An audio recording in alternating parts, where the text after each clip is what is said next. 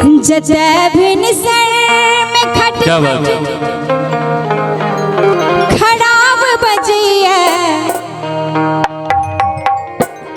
बहुत सुंदर ये गीत के अपने सब आशीर्वाद दिलिए। अरविंद सिंह सांस्कृतिक मंच यूट्यूब चैनल से गीत जतै भिन सर में खट खट खराब बजैया। हे हमरा स्वर्गो सनीक मिथिला धाम लगैया। हमरा स्वर्गो सनीक मिथिला धाम लगैया। जतै भिन सर में खट खट खराब बजैया। जतै भिन सर में खट खट खराब बजैया। हमरा स्वर्गो सनीक मिथिला धाम लगैया। हमरा स्वर्गो सनीक मिथिला धाम लगैया।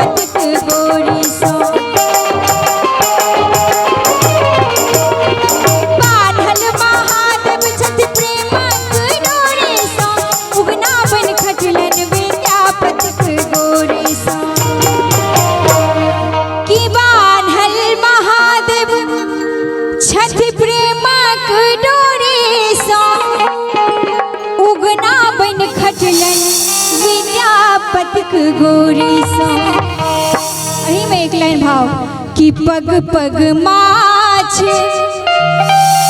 मथान भेटैया। कमला कोशी बलान बहैया।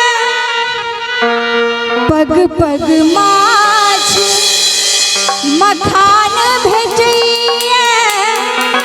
कमला कोशी बलान बहैया। क्या बात